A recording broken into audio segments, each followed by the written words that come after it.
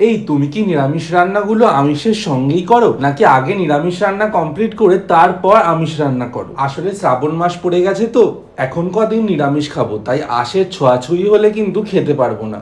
না, একদমই না। আমার নিরামিষ এবং আমিষ রান্না একই ওভেনে পাশাপাশি রান্না হয়, তবে দুটি রান্নার পাত্র এবং হাতা খুন্তি একদমই আলাদা হয়। তাই বলে আমি এই গ্যারান্টি দিতে পারবো না যে নিরামিষ এবং আমিষ রান্নার পাত্রের মধ্যে একদমই ছোঁয়াছুঁই হবে না। হোম ডেলিভারি খাওয়ার ক্ষেত্রে এই জিনিসগুলো কিন্তু একদমই বাছবিচার করা সম্ভব নয়। নমস্কার, আমি ঈশান আর আমি থাকি রিসরাত, আর আমি আমার বাড়ি থেকে একটা ক্লাউড কিচেন চালাই। যেই কথাগুলো একটু আগে আমি আপনাদের বললাম, এই কথাগুলো শুনে শুনে কিন্তু একদিনে আমার মাথা একদম খারাপ হয়ে গেছে। হ্যাঁ, আমি এটা বলতে পারি যে আমি কোনো আঁশের এঁঠো হাতাখুন্তি দিয়ে আমি নিরামিষ খাবার নাড়বো না, অথবা সেই হাতাখুন্তি দিয়ে খাবার আমি সার্ভ করবো না। তাই বলে একদমই আমি এটা বলতে পারি না যে ওই এঁঠো খাবারের সঙ্গে নিরামিষ খাবারের কোনোভাবেই ছোঁয়াছুঁই হবে না।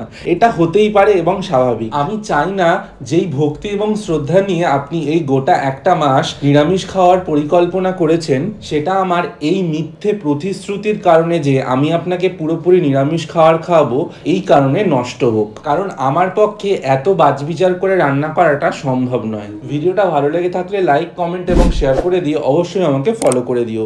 আর যদি ভিডিওটা ইউটিউব থেকে দেখে থাকো তাহলে অবশ্যই আমাকে সাবস্ক্রাইব করে দিয়ে পাশে থাকা ছোট্ট নোটিফিকেশন বেলটাকে অন করে দেবে। আজকের মতন টাটা, আবার দেখা হবে।